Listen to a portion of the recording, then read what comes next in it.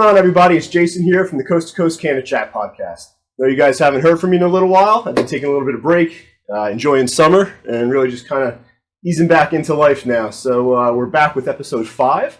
I'm sitting with Corey Slovic from Core Roots CBD Company. He's going to be telling us a little bit about his startup, how he got into the industry, and really what he's doing to get some traction in this emerging industry. So, Corey, I'll turn it over to you.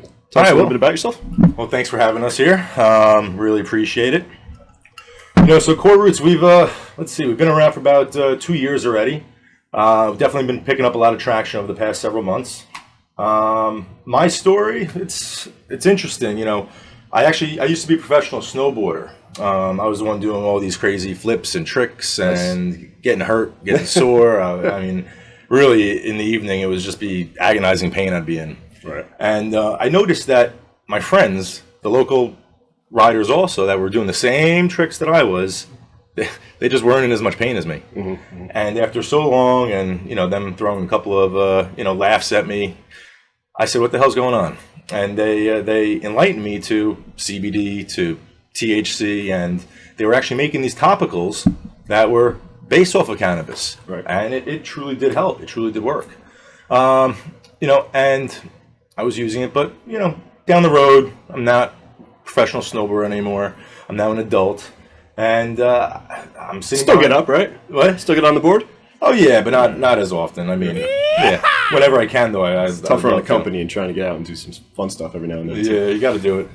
But later on in my adult life, I'm now in finance, and I was doing a lot of IPOs, a lot of private placements, and a prospectus came by my desk like 8 years ago. You might have heard of the company. You guys out there might have heard of the company because they created a lot of headlines last year. But GW Pharma, the creators of Epidiolex, the first drug to ever get an FDA approval based off of cannabis.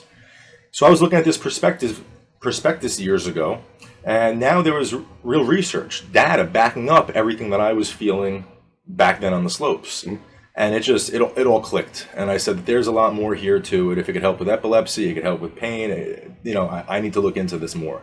So I enrolled myself in cannabis college. I tried to meet with, all the top influencers out there that knew what they were actually talking about. And not just people that were smoking pot their entire life. You know what I mean? But I really wanted to educate myself. And that's pretty much how Core Roots was started. And I mean, with any startup, there's challenges. With any business, there's challenges. Especially in this business, there's more challenges than anybody would want to have to deal with. There's more challenges than anybody ever anticipates. And a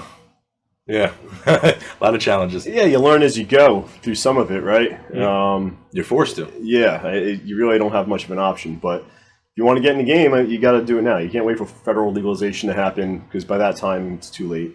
So it's one of the pitfalls, or many of the pitfalls you have to deal with in any type of emerging industry. We've got this ambiguous regulatory landscape, the lack of data. I don't want to say lack of R&D data because I think we've got enough data to really prove the product. Well, right now we're on the cusp of we've always been on the cusp of new regulations. We need some clinical trials, efficacy testing. Clinical trials, but also just in terms of the infrastructure of how the industry is going to be or how it has been. Different states have different regulations. I have to worry about different kinds of labels that I'm going to have, or what's the next regulation is going to be put onto a label. Yep. I have to worry about my banking. If the bank's going to make a new regulation and suddenly telling me I have to find a new location, or even credit card processing. You might think it's such an easy thing. You don't really think too much of it. But that's actually probably one of the most difficult things in the industry, getting a consistent processor that you don't really have to worry too much about. At one point, I was paying for 4 different processors at the same time, knowing that I can only use one of them at a time.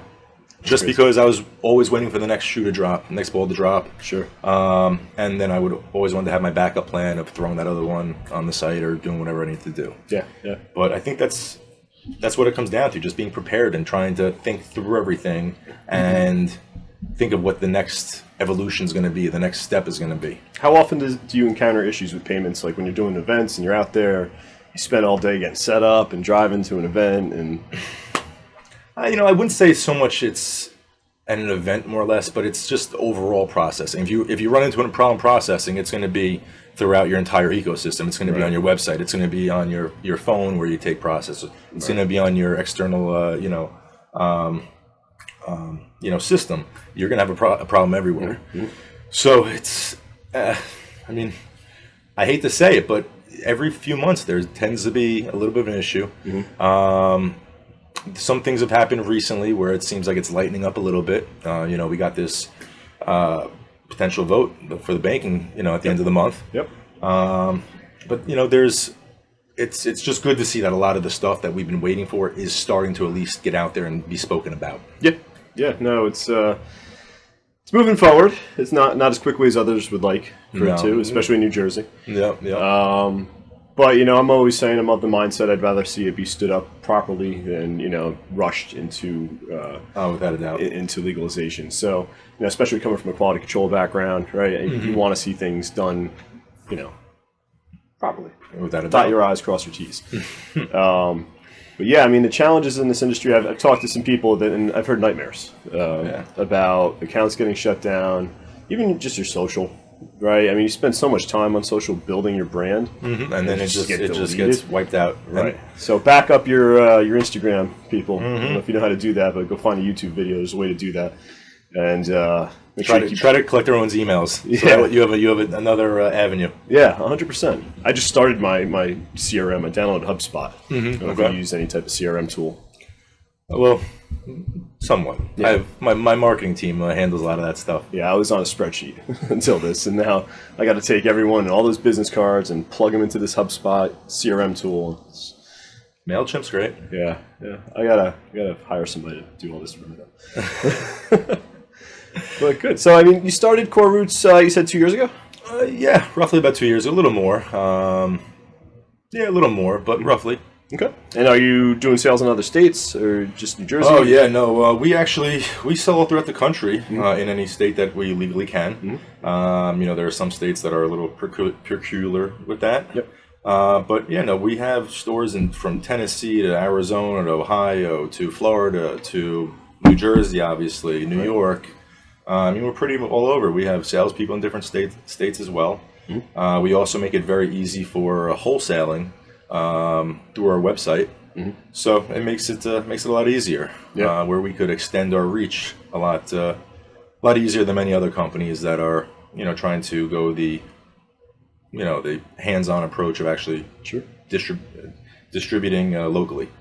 Now, are you seeing any? I was going to say with the I forgot, I lost my train of thought, but ultimately. It'll come to me. I'm trying to help you out. It's going to come back. I didn't smoke any pot tonight either, guys. That's after the podcast. It'll come back to me. But with regards to some of the challenges, for our viewers out there, do you have any advice for things not to do, things to avoid that? Well, I would say really just, and it's something that I say whenever I do these interviews, but it's. You really got to think through everything. With any business, you got to think, 2, 3, 4 times with everything. This, you really got to think 5 to 10 times with everything. I've made mistakes. I made mistakes with labeling. The smallest things you wouldn't even think about. Font size on the label. There's rules. Right. There's many different rules that you wouldn't even think about. In terms of ingredients, how you have to have them itemized on the thing. Just many things. But even at the beginning, you could look at any of our products, and they all have QR codes on them. You know what I mean? So that QR code will bring you right to the lab tests. That wasn't a regulation that was there. That's something that we're anticipating that will be down the road. And lo and behold, just a couple of months ago, Florida, you can't sell CBD in Florida unless it has that QR code on it. That's great. I mean, you got to be ahead of the curve. You got to be ahead of the curve to compete competitively, and you're going to see a lot of companies just not really make the cut. And, a lot of people are putting all their eggs in one basket, chucking a lot of money at this industry and their startup. And, you take the time, do your research to really understand what is expected of you, either at the state level or to You Corey's point, you expect what's going to happen at the federal level, and you start being proactive with some of your packaging and all your operational practices from seed to sale. Ultimately, it's not the kind of thing in this industry that you want to do and then apologize for after, because it's not going to be an apology. Yeah, a lot of people aren't talking about reputational risk. And it just takes that one bad PR incident to really set you back, or if anything, just kill your company. Mm-hmm. You see some of the headlines with Curaleaf and some other, large names that are making headlines with products that aren't properly packaged or labeled or tested. So yeah, people remember that stuff. It's not. I mean, even look at. You think about vapes right now. All the heat that they're getting I was going to ask you across the board, whether it's a bootleg THC cartridge or whether it's a flavor that's being advertised on marketing, which advertised to minors, which should never be the case. Right. A cigarette should not be strawberry flavored, but it's catching. It's now Juul or these other companies, legitimate companies that do all their homework. Mm-hmm. That there's nothing that is showing that it's them doing it. Mm-hmm. They're catching the black eye, and it's a shame. It is, but it'll all come around in terms of what is appropriate, what regulations will be there, and who's going to rise to the top. I was laughing the other day because when I first heard about Sweeney, pulling some of the vapes and sort of banning vape flavored vapes in New Jersey, but they banned everything except for tobacco flavored. And the cigarettes are still on the shelf, which kill how many hundreds of thousands of people per year? Oh my God! So if you're gonna ban something that you're concerned about it being a public health crisis, let's start with cigarettes, all right?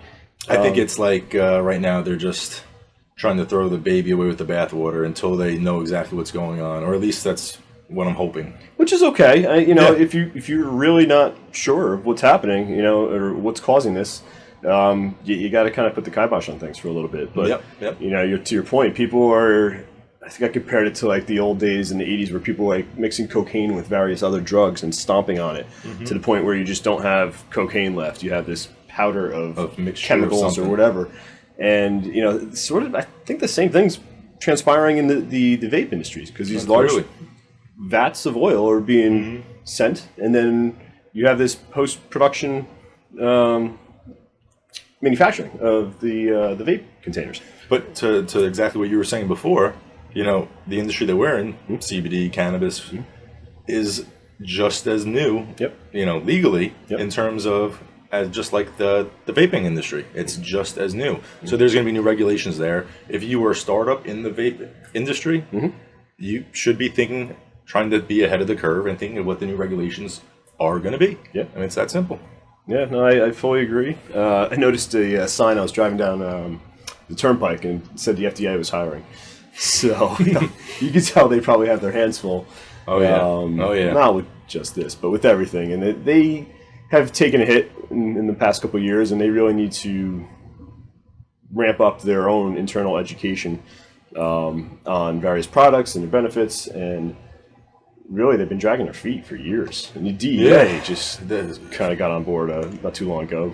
But yeah, I mean, everyone's been dragging their feet with this. I mean, for hundreds of years. Sure. But, I got to give it to the FDA. At least they did recognize Epidiolex last year. I think that was kind of the changing point in people's minds a little bit, that maybe there really is something here that can be beneficial to humanity. What I hope they do is when we think about how long it takes to get a drug through a pipeline, coming from big pharma, I mean, it's like it takes about 10 years and about $1 billion to go through all of its trials, and that's probably the low point. And I'm really hoping that cannabis products aren't subject to the same type of. I want them to go through the same scrutiny, but I'd love that window of R&D to get collapsed, because there's so much effort and money being thrown at this right now that I'd hate to see federal legalization happen and then new products take 8 years to come to market, because U.S. will just be completely behind the rest of the world. We already are. So Tel Aviv, Israel, they're light years. Yep, without a doubt. I think that we have product here, like a full spectrum product and an isolate product, and I think that's how the FDA is going to distinguish them. Mm-hmm. You know, it's okay to have a pharmaceutical product in a diluted form that's sold over the counter. Yep. Okay. It's not okay to have such a concentrated form of something and sell it over the counter. So I think that's where the regulation might be down the road. I wouldn't be surprised if they get rid of isolate entirely. Mm-hmm. But yeah, those are the kind of things. There has to be a distinguished. Yeah.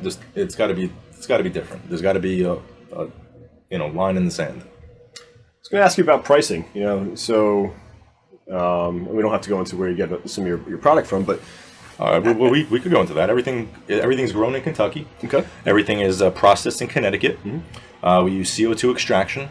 Everything is done with a GMP certification, which stands for Good Manufacturing Practices, meaning that the 10th bottle down the line is going to be the exact same as the 1,000th bottle down the line. We also are in a FDA registered facility, meaning that the FDA has been there, full clean room. They pop in every once in a while just to make sure everything's still above par. Mm-hmm. We are going for USDA certified organic. We should have that, hopefully, fingers crossed, within the next month or so. But we're always trying to get more badges, more recognition that way, mm-hmm. because that's what's going to separate us from everyone else. Yeah, I think this being sort of the first legitimate year for hemp in the U.S. Me personally, I'm kind of curious what the price of compression across the industry is going to look like in the next 5 years. Mm-hmm.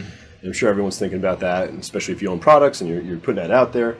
As the market evolves, more players come into the game. That price is going to fluctuate, and it's going to have a big impact. Yeah. You look at Oregon, and just the price on the cannabis side, mm-hmm. the price of an ounce is like $50, mm-hmm. because they just let everyone grow. Everyone got a license. They were handing out lollipops at the dentist office, and they gave you a license to grow cannabis when they were done. So ultimately, they just grew too much weed. They've got enough weed for 6 years. It's not just there; it's everywhere. Right. It's the worst case scenario. You look at these publicly traded companies: mm-hmm. Tilray, Canopy, Kronos, Aurora, Afria. All these major billion-dollar cannabis companies. You look at them over quarter to quarter, and they've all tried to grow to peak capacity. Mm-hmm. And what they've realized is that cannabis is a commodity. It works off supply and demand, like anything else. If all these new industries that they thought were going to be here already aren't here just yet, now they're growing a whole lot more. They're not getting as much as they were price-wise, mm-hmm. Per gram, per kilogram, however you want to measure it. Mm-hmm. They're not getting what they were a year or two ago. Mm-hmm. And all this acreage is still being grown, and they're growing more of it now. Yeah. They've noticed it in the cannabis industry, cannabis-wise, and they will be noticing it in hemp as well. Yeah. It's going to move fast. Somebody was asking me about if I wanted to invest in a hemp farm. I didn't do it this year.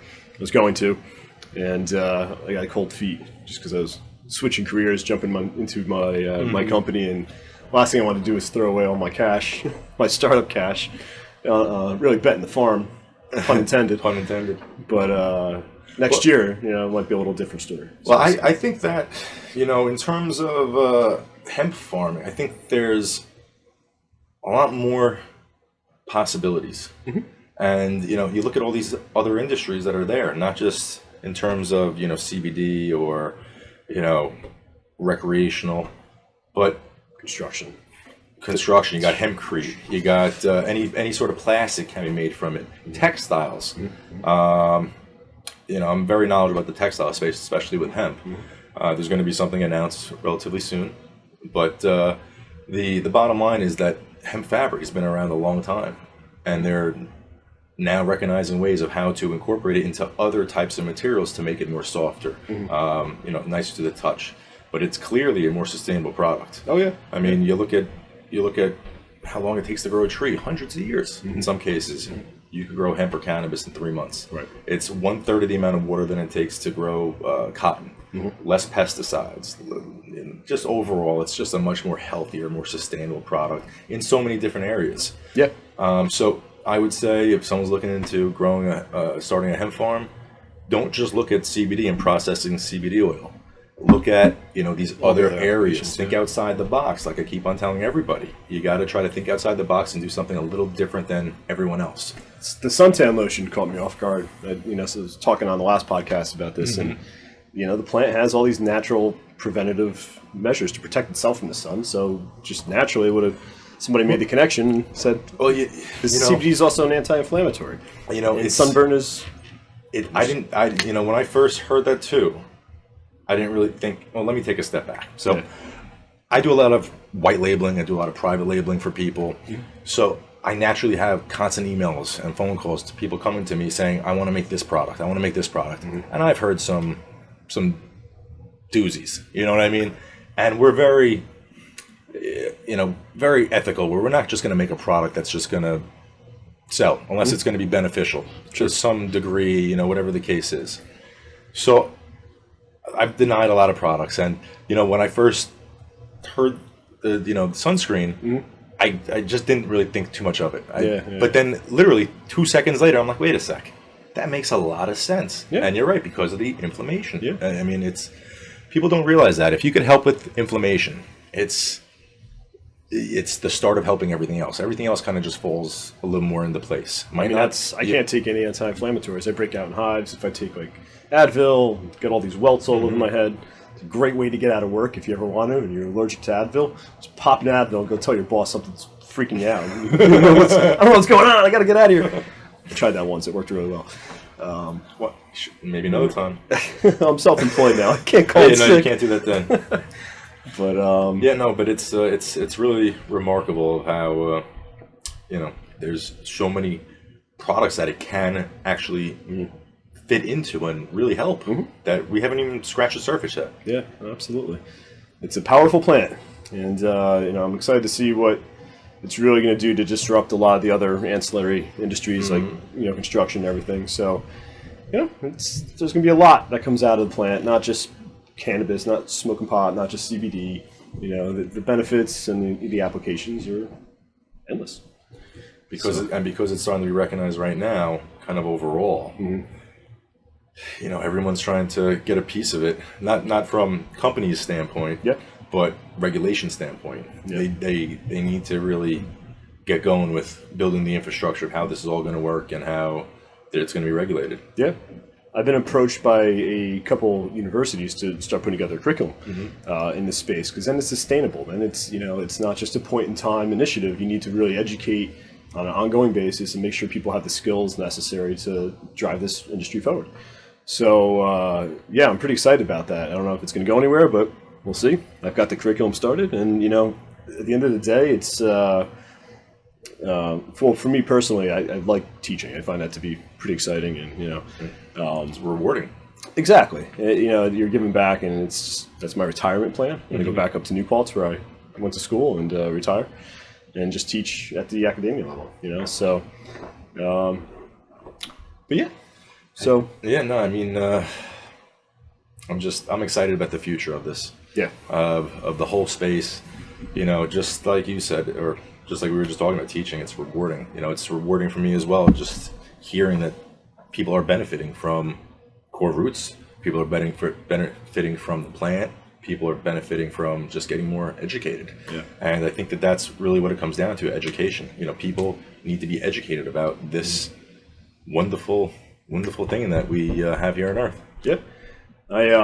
This whole first season of the podcast was Startup Challenges and Barriers, but season 2, I've been toying around with some topics, and I really want to get into patient advocacy and really, have some, good stories around, patients that have or have not used cannabis for various illnesses and what impacted them, or how that impacted them, I should say.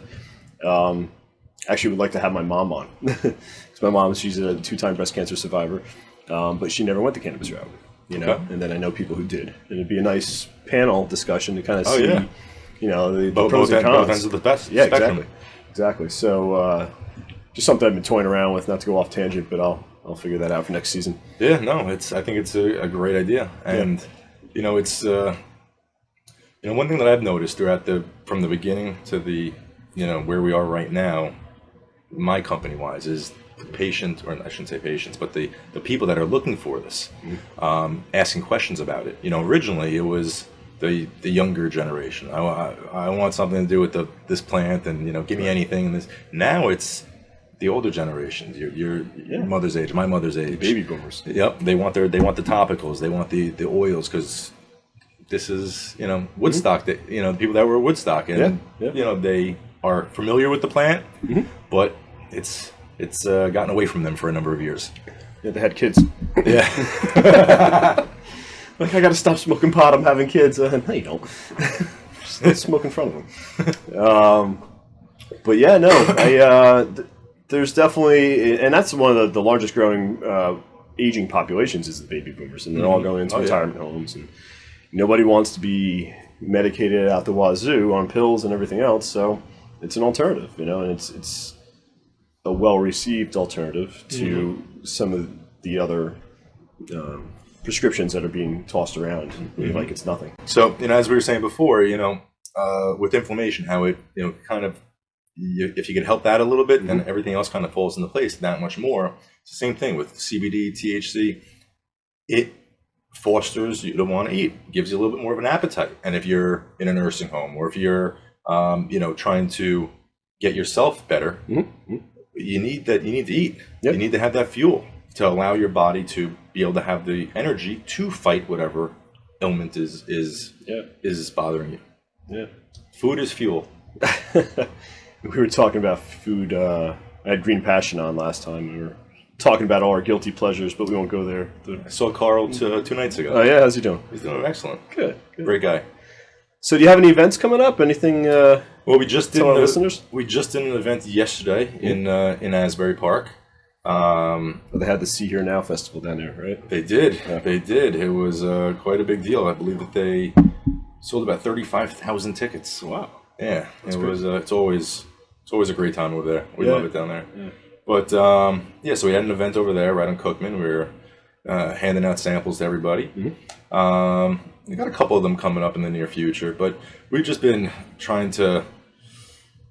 we've been keeping so busy already that it's really tough to fit everything in. Well, the events are good, They're a must. You have to. You do them when you can, but you also have a business to run, right? Yeah. The events are not going to generate revenue for you unless you actually have a back end of a successful business. Well, it's not just all about revenue. You know what I mean? It's about getting the word out there and educating people, because that's what is somewhat rewarding to me, more so than just the dollar signs. Although the dollar signs help. Yeah, they help. But it's just a matter of you got to pick where you're best suited. Yeah, 100%. Yeah. Well, I'd like to thank you for coming on the show. I mean, it's been great having you. Been a pleasure. Thanks for having me. You want to tell our guests how to reach you? Sure. Well, we're like I said, we're located all over the Jersey Shore. You can pick us up in various spots, shops all over the country, or you can visit us on our website whenever you like, www.corerootesforlife.com. Once again, corerootesforlife.com. And what do you think? I'll put you on the spot. Why don't you think of a little coupon code quickly, and we'll give everybody 10% off, all your fans. Put me on the spot, huh?